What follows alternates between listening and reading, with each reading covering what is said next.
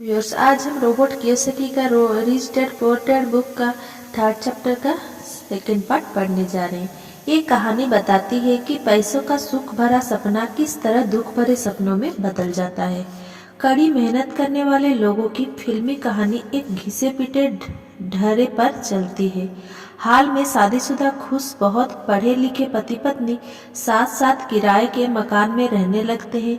जल्दी ही उन्हें यह लगने लगता है कि वे पैसा बचा रहे हैं, क्योंकि 2 लोगों के साथ साथ रहने का खर्च भी लगभग उतना ही होता है जितना कि अकेले आदमी का।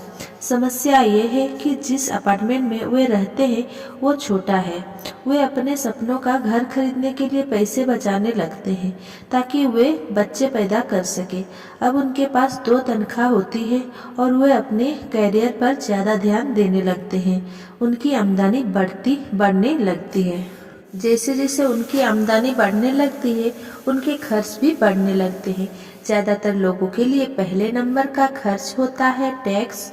कई लोग सोचते हैं इनकम टैक्स, परंतु ज़्यादातर लोगों के लिए सबसे बड़ा टैक्स होता है सोशल सिक्योरिटी टैक्स। कर्मचारी को ऐसा लगता है कि social security tax Medicare tax को मिलाकर कुल टैक्स लगभग 7.5% के करीब होता है, परंतु हकीकत में ये 15% होता है, क्योंकि आपके बॉस को भी सोशल सिक्योरिटी की उतनी ही रकम मिलानी पड़ती है।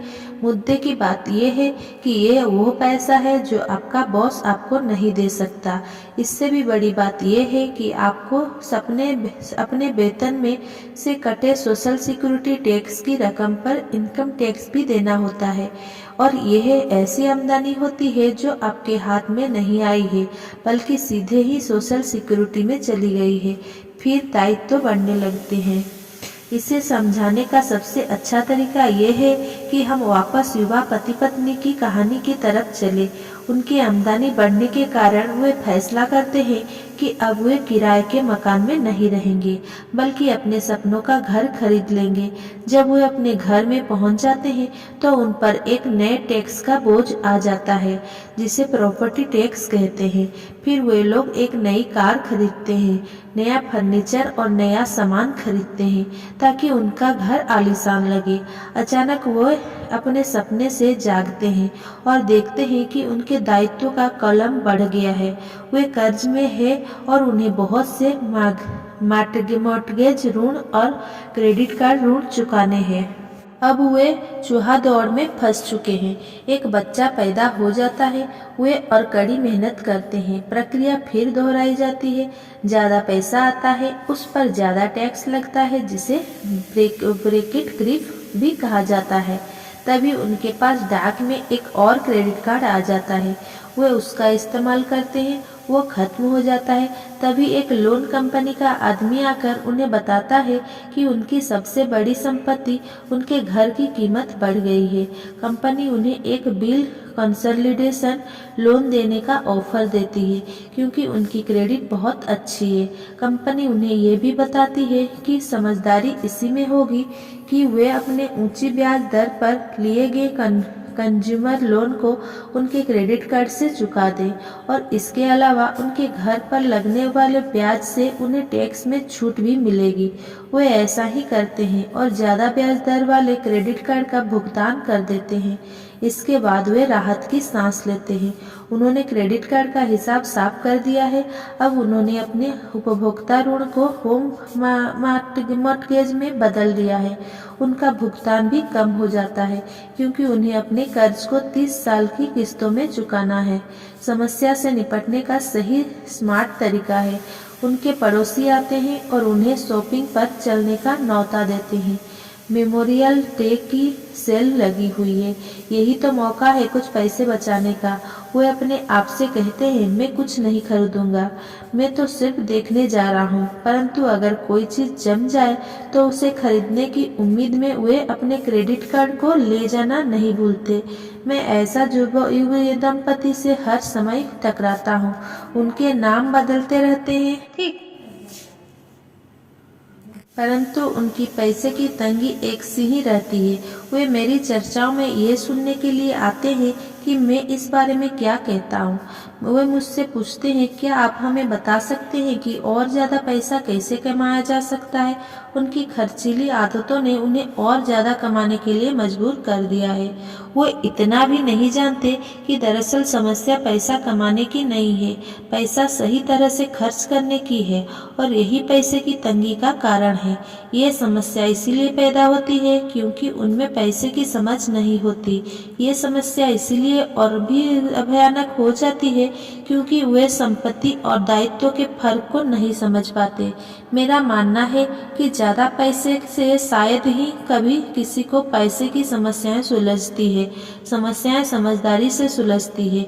मेरा एक दोस्त बार बार कर्ज में फंसे लोगों को यही सलाह देता है, अगर आपको लगता है कि आपने अपने आप को किसी गड्ढे में फंसा लिया है तो गड्ढा खोदना बंद कर दो।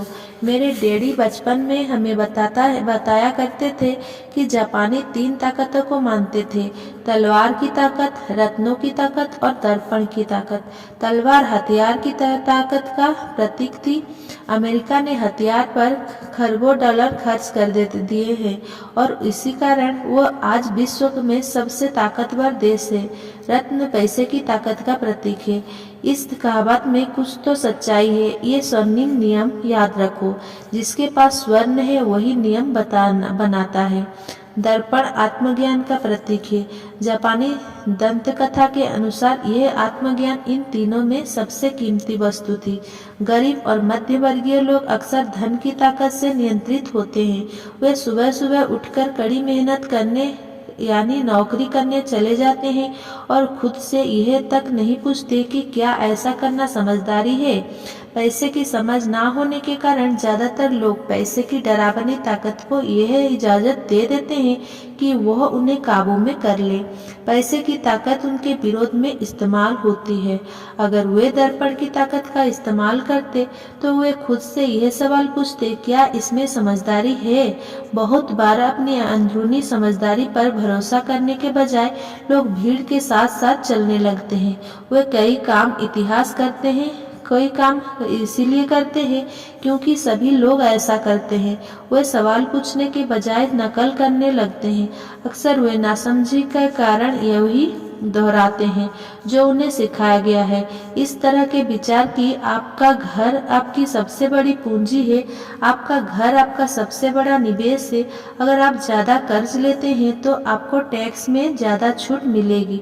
सुरक्षित नौकरी खोजें, गलतियां मत करो, खतरे मत उठाओ। ऐसा कहा जाता है कि ज्यादातर लोगों के लिए मौत से भी डरावनी चीज होती है भीड़ के सामने बोलने का डर। मनोवैज्ञानिक कहते हैं कि ज्यादातर लोग सार्वजनिक मंच पर बोलने से इसीलिए डरते हैं क्योंकि उन्हें यह डर होता है कि वो उनकी बुराई होगी, लोग बाग उनकी हंसी उड़ाएंगे, वे अकेले रह जाएंगे, सबसे कट जाएंगे और बिरादरी से अलग थलग कर दिए जाएंगे। सबसे अलग होने का डर या अकेले रह जाने का डर ही वो सबसे बड़ा कारण है जिसकी वजह से ज्यादातर लोग अपनी समस्या हल करने के लिए नए तरीके नहीं ढूंढते। इसीलिए मेरे पढ़े लिखे डैडी कहा करते थे कि जापानी लोग दर्पण की ताकत को सबसे ज्यादा महत्व देते थे क्योंकि जब इंसान दर्पण में खुद को देखता है तभी उसे सच्चाई का पता चलता है। और ज्यादातर लोग खतरे मत उठाओ इसीलिए कहते हैं क्योंकि वे खुद डरे हुए होते हैं। ये किसी भी चीज के बारे में कहा जा सकता है, जैसे खेल में, संबंधों में, कैरियर में और धन में। इसी समाज से कट जाने के डर के कारण लोग लीक पर चलते हैं। लोग समाज की स्वीकृति, मान्यताओं या लोकप्रिय प्रवृत्तियों के खिलाफ नहीं जाते। आपका घर एक संपत्ति है। बिल कंसोलिडेशन लोन लो और कर्ज से बाहर निकल जाओ। कड़ी मेहनत करो। प्रमोशन का सवाल है। एक दिन में वाइस प्रेसिडेंट बन जाऊंगा। पैसे बचाओ। जब मेरी तनख्वाह बढ़ेगी तो मैं एक बड़ा घर खरीद लूंगा।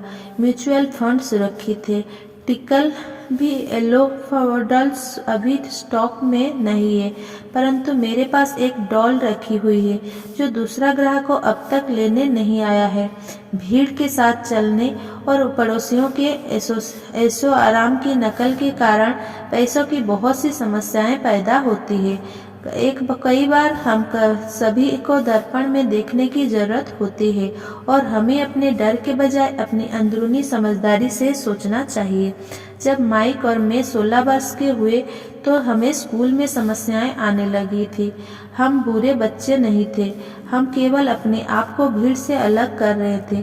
स्कूल के बाद और शनिवार रविवार को हम माइक के डैडी के लिए काम करते थे। माइक और मैं अक्सर घंटों तक उसके डैडी के साथ बैठे रहते थे जब वह अपने बैंकर्स, वकील, अकाउंटेंट, ब्रोकर, निवेशक, मैनेजर्स और कर्मचारियों के साथ चर्चा करते थे।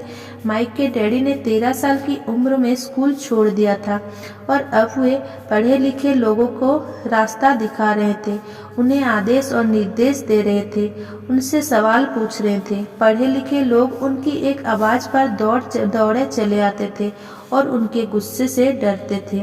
यह आदमी कभी भीड़ के साथ नहीं चला। इस आदमी ने खुद के दम पर सोचा और फैसला किए। उन्हें इन शब्दों से चिढ़ होती थी। हमें इसे इस तरह से इसीलिए करना पड़ेगा क्योंकि सभी लोग इसी तरह से करते हैं। वे नहीं हो सकता से भी बहुत चिढ़ते थे। अगर आप उनसे कई काम करवाना चाहते थे तो आपको बस इतना ही कहना था, मुझे लगता है कि आप इसे नहीं कर सकते।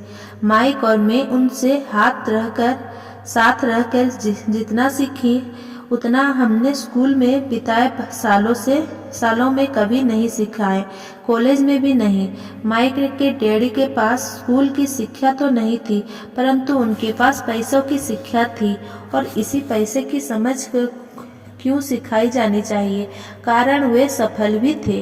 वे हमें बार बार बताया करते थे, एक समझदार आदमी अपने से ज्यादा समझदार लोगों को नौकरी पर रख सकता है।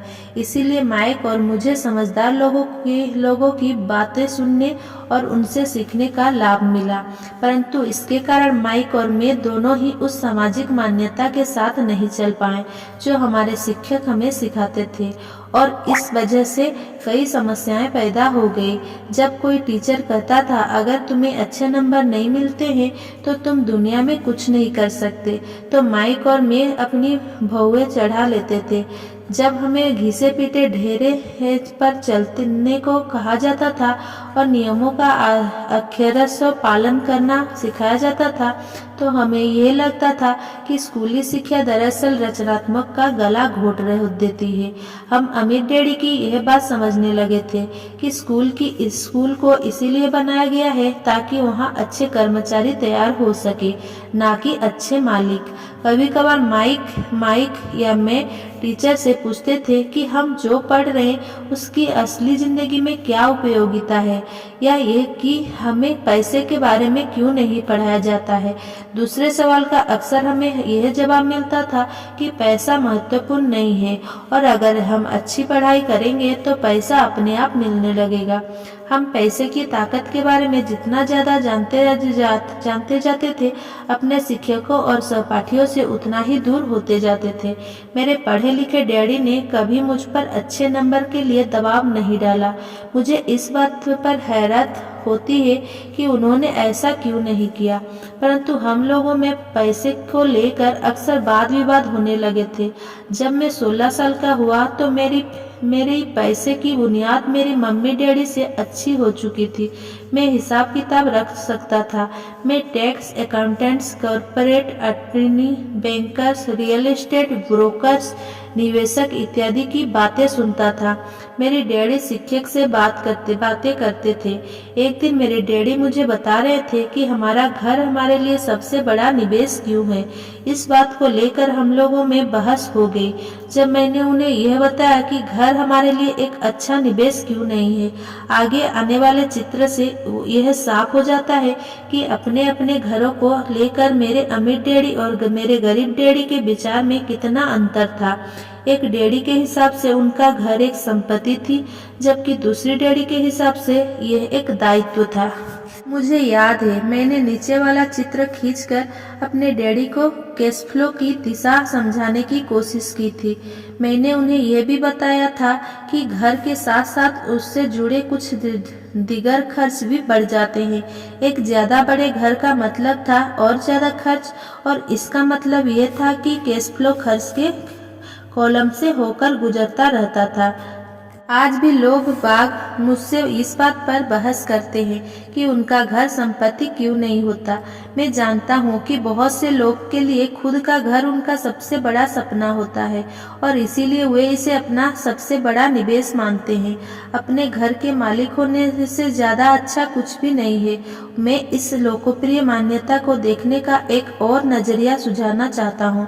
अगर मैं और मेरी पत्नी एक ज्यादा बड़ा और आलीशान मकान खरीदने की बात सोचते हैं तो हम जानते हैं कि यह एक संपत्ति नहीं होगी बल्कि एक दायित्व होगा, क्योंकि इससे हमारी जेब से पैसा निकल जाएगा। तो यह रहा मेरा तर्क। हालांकि ज्यादातर लोग मुझसे सहमत नहीं होंगे, क्योंकि घर एक भावनात्मक चीज होती है और जब पैसे का सवाल आता है तो भावनाएं पैसे की समझ को हरा देती है। मुझे व्यक्तिगत अनुभव से पता है कि पैसा हर फैसले को भावनात्मक बना देता है।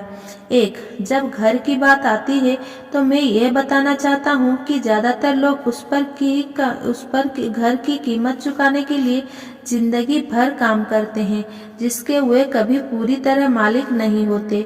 दूसरे शब्दों में ज्यादातर लोगों एक घर खरीदने के कुछ सालों बाद दूसरा घर खरीदते हैं और हर बार पहले मकान के लिए जो कर्ज वे लेते हैं उस पर उनके पास हर बार फिर से 30 साल का नया कर्ज हो जाता है। हालांकि लोगों को मॉर्टगेज पेमेंट पर ब्याज के लिए टैक्स में छूट मिलती है, परंतु वे अपने दीगर खर्च के लिए टैक्स के बाद मिलने वाले डॉलर का उपयोग करते हैं, अपनी मॉर्टगेज पूरी तरह चुकाने के बाद भी। Property tax. मेरी पत्नी के मम्मी डैडी को धक्का लगा जब उनके घर का प्रॉपर्टी टैक्स $1000 प्रति माह तक पहुंच गया। ये तब हुआ जब वे रिटायर हो चुके थे और इस बढ़ोतरी से उनका रिटायरमेंट के बाद का बजट गड़बड़ा गया और उन्हें मजबूरन मकान बदलना पड़ा। घर की कीमत हमेशा नहीं बढ़ती। मेरे कुछ दोस्त हैं जिन्होंने अपने घर के लिए कर्ज लिया था। उन्हें $10 लाख से भी ज्यादा का कर्ज चुकाना है और पर आज उस घर की कीमत $7 लाख से ज्यादा नहीं है। सबसे बड़े नुकसान अवसर गंवाने की वजह से होते हैं। अगर आपका सारा पैसा मकान में फंसा रहता है तो आपको ज्यादा कड़ी मेहनत करनी पड़ती है ताकि आपका खर्च चलता रहे। इस दौरान आपके संपत्ति वाले कॉलम में कोई बढ़ोतरी नहीं होती है। अगर एक युवा पति पत्नी शुरुआत में ही अपना पैसा संपत्ति वाले कॉलम में लगाएं तो उनके आगे के साल आराम से गुजरेंगे, खासकर उस समय जब वे अपने बच्चों को कॉलेज में भेजेंगे। इस दौरान उनकी संपत्ति भी बढ़ जाएगी और उनके खर्च भी आराम से चलते रहेंगे। अक्सर ऐसा होता है कि आपका घर आपके बढ़ते हुए खर्च के भुगतान के लिए होम इक्विटी लोन का साधन बन जाता है। संक्षेप में, अपना घर खरीदने का फैसला बहुत खर्चीला पड़ता है। इसके बजाय बेहतर ये होगा कि जल्दी ही इन्वेस्टमेंट पोर्टफोलियो बना लिया जाए। किसी आदमी पर इसका असर कम से कम 3 तरह से पड़ता है। समय की बर्बादी, क्योंकि इस दौरान दूसरी संपत्तियों का मूल्य बढ़ गया होता है। अतिरिक्त पूंजी की बर्बादी, जिसे दोबारा निवेश किया जा सकता था, जबकि घर खरीदने के बाद आपको घर से सीधे जुड़े बहुत से खर्च उठाने पड़ते हैं। शिक्षा की बर्बादी। अक्सर ऐसा होता है कि लोग यह मानते हैं कि उनके संपत्ति वाले कॉलम में उनका घर, बचत और रिटायरमेंट प्लान आते हैं। चूंकि उनके पास निवेश करने के लिए पैसा नहीं होता, इसीलिए वे बिल्कुल भी निवेश नहीं करते हैं। इस कारण उन्हें निवेश का अनुभव कभी नहीं मिल पाता। ज्यादातर लोग कभी एक समझदार निवेशक नहीं बन पाते और सबसे बढ़िया निवेश में सामान्यतः तौर पर इससे सबसे पहले समझदार निवेशक को बेचे दे जाते हैं, जो बाद में उन्हें सुरक्षित खोलने वाले लोगों को बेचते हैं। मेरे पढ़े लिखे डैडी का फाइनेंशियल स्टेटमेंट चूहा दौड़ में फंसे व्यक्ति का सबसे अच्छा उदाहरण है। उनके खर्च हमेशा उनकी आमदनी से ज्यादा होते थे, इसीलिए उन्हें संपत्ति में निवेश करने का मौका ही नहीं मिलता था। इसका नतीजा ये होता था कि उनके दायित्व जैसे मॉर्टगेज और क्रेडिट कार्ड की कर्ज उनकी संपत्ति से कहीं ज्यादा होते थे। अगला चित्र 1000 शब्दों की तरह एक कहानी बताता है। पढ़े लिखे डैडी का फाइनेंशियल स्टेटमेंट, दूसरी तरफ मेरे अमीर डैडी का फाइनेंशियल स्टेटमेंट ये दिखाता है कि वे जो जी जान लगाकर निवेश कर रहे थे और उन्होंने अपनी दायित्व को कम से कम रखा था। अमीर डैडी का फाइनेंशियल स्टेटमेंट। मेरे अमीर डैडी के फाइनेंशियल स्टेटमेंट से यह भी पता चलता है कि अमीर लोग और ज़्यादा आमदनी होती है कि खर्च आराम से चल जाता है और कुछ पैसा बच भी जाता है। इस बचे हुए पैसे को एक बार फिर से संपत्ति वाले कॉलम में दोबारा निवेश कर दिया जाता है। संपत्ति वाला कॉलम बढ़ता रहता है और इससे होने वाली आमदनी भी बढ़ते रहती है। नतीजा ये होता है, अमीर लोग और ज़्यादा अमीर होते जाते हैं और मध्य वर्ग के लोग हमेशा पैसे की तंगी से जूझते रहते हैं। उनकी मूल आमदनी तनख्वाह से होती है और जैसे जैसे उनकी तनख्वाह बढ़ती है उनके टैक्स भी बढ़ते जाते हैं। इसके साथ ही आमदनी बढ़ने पर उनके खर्च भी बढ़ जाते हैं। इसीलिए इसे चूहा दौड़ कहा गया है। ये लोग मानते हैं कि उनका घर उनकी मूल संपत्ति है और इसीलिए वे आमदनी दिलाने के वाली संपत्ति में निवेश नहीं करते। मध्य वर्ग को पैसे की तंगी क्यों होती है? आज की कर्जमरा सोसाइटी दो बातें मानती है। पहली ये कि खुद का घर एक निवेश होता है और दूसरी ये कि तनख्वाह बढ़ने पर खर्च भी बढ़ना चाहिए या एक ज़्यादा बड़ा घर खरीद लेना चाहिए। बढ़ते हुए खर्च के कारण परिवार ज़्यादा कर्ज में फंस जाते हैं और उन्हें पैसे की और ज़्यादा तंगी का सामना करना पड़ता है। हालांकि वे अपने नौकरियों में लगातार तरक्की कर रहे हैं और उनकी तनख्वाह लगातार बढ़ती जा रही है। इसे हाई रिस्क लिविंग या बहुत जोखिम भरी जीवन शैली कहा जाता है और इसका कारण ये है कि ऐसे लोगों में पैसे की समझ नहीं होती। 1990 के दशक में नौकरियों में भारी कटौती से यह बात पता चली कि मध्य वर्ग पैसे के मामले में कितना असुरक्षित है। अचानक कंपनी पेंशन प्लान की जगह पर 401 प्लान आ गए हैं। सोशल सिक्योरिटी निश्चित रूप से संकट में है और इसे रिटायरमेंट का सहारा नहीं बताया जा सकता। मध्य वर्ग में घबराहट का माहौल पैदा हो गया है। आज एक अच्छी बात यह है कि ज़्यादातर लोग यह बातें समझते हैं और इसीलिए उन्होंने म्यूचुअल फंड खरीदना शुरू कर दिया है। निवेश में हुई बढ़ोतरी के कारण ही हमने स्टॉक मार्केट में इतनी तेजी देखी। आज मध्य वर्ग की बढ़ती मांग को पूरा करने के लिए नए नए म्यूचुअल फंड बनते जा रहे हैं। म्यूचुअल फंड इसीलिए लोकप्रिय है क्योंकि वे सुरक्षा के प्रतीक है। औसत म्यूचुअल फंड खरीदने वाले आदमी नौकरी में टैक्स और मॉर्गेज चुकाने में, अपने बच्चों की कॉलेज की फीस के लिए पैसे बचाने में और अपने क्रेडिट कार्ड का हिसाब साफ करने में बहुत ज़्यादा व्यस्त है। उनके पास इतना समय नहीं है कि वे निवेश करने की कला सीख सके। इसीलिए वे म्यूचुअल फंड के मैनेजर की काबिलियत पर भरोसा करते हैं। साथ ही चूंकि म्यूचुअल फंड कई तरह के निवेश करता है, इसीलिए उन्हें ऐसा लगता है कि उनका पैसा ज़्यादा सुरक्षित है क्योंकि यह कई टुकड़ों में बंट गया है या डाइवर्सिफाइड हो गया है। पढ़े लिखे मध्य वर्ग का यह समूह म्यूचुअल फंड ब्रोकर्स और फाइनेंशियल प्लानर्स के डाइवर्सिफाई सिद्धांत को सही मानता है। सुरक्षित रहो, जोखिम से बचो। असली त्रसदी यह है कि पैसे की समझ ना होने के कारण औसत मध्य वर्गीय लोग खतरे का सामना करते हैं। उनके सुरक्षित खेलने का असल कारण ये होता है कि उनके पास पैसे की तंगी होती है। उनकी बैलेंस शीट में बैलेंस नहीं होता। उनका संपत्ति वाला कॉलम तो खाली रहता ही है जहां से आमदनी आती है, जबकि उनके दायित्व वाला कॉलम पूरा भरा रहता है। सामान्य तौर पर उनकी आमदनी का इकलौता साधन उनका वेतन होता है। उनका जीवन यापन पूरी तरह से उनके बॉस पर निर्भर होता है और जब सचमुच जिंदगी में एक बार आने वाला मौका आता है तो ये लोग उस मौके का फायदा नहीं उठा पाते। चूंकि वे उतनी कड़ी मेहनत कर रहे हैं, इसीलिए वे सुरक्षित खेल खेलते हैं, सबसे ज्यादा टैक्स चुकाते हैं और कर्ज के बोझ से दबे रहते हैं। जैसा मैंने इस फंड के शुरू में कहा था, सबसे महत्वपूर्ण नियम यह है कि संपत्ति और दायित्व के बीच के अंतर को पहचाना जाए। एक बार आप इनमें फर्क समझ ले, इस इसके बाद आप आमदनी देने वाले संपत्ति खरीदने की लगातार कोशिश करते रहें। ये अमीर बनने की राह पर चलने का सबसे बढ़िया तरीका है। इसे करते रहे और आपका संपत्ति वाला कॉलम बढ़ता रहेगा। अपने दायित्व और खर्च को कम करने की कोशिश भी करते रहे। इससे पैसा आपके संपत्ति वाले कॉलम में आता रहेगा।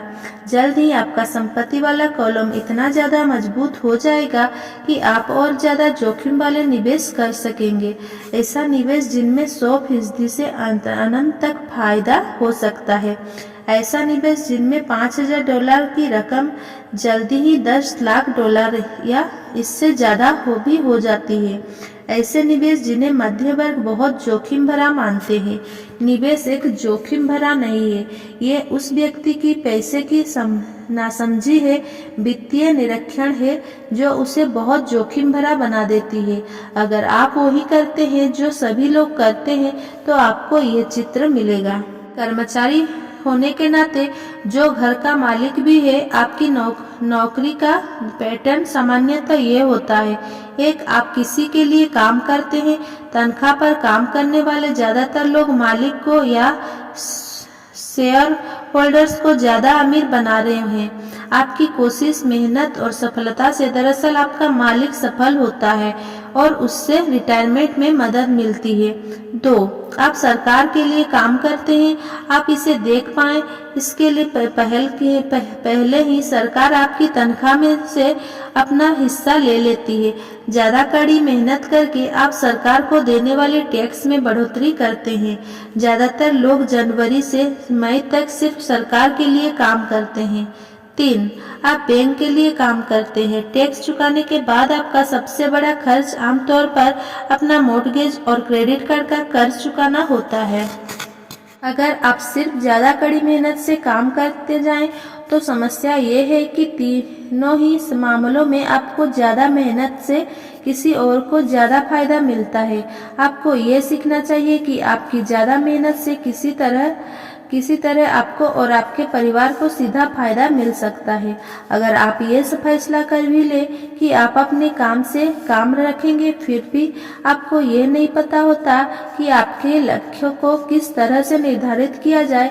ज्यादातर लोग अपने प्रोफेशन को बनाए रखना चाहते हैं और अपनी तनख्वाह के सहारे ही संपत्ति बनाना चाहते हैं।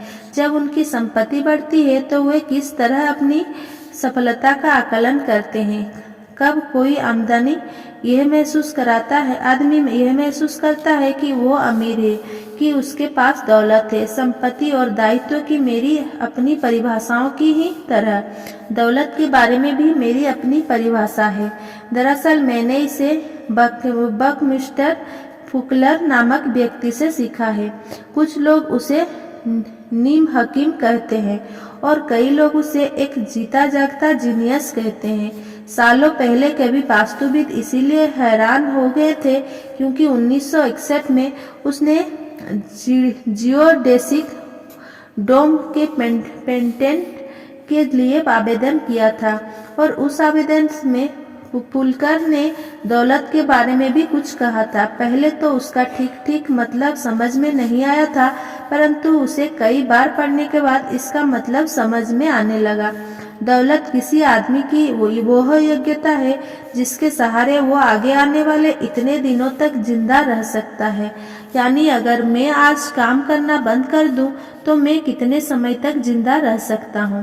यह नेट वर्थ की तरह होती है, जो आपकी संपत्ति और दायित्व के बीच का अंतर है।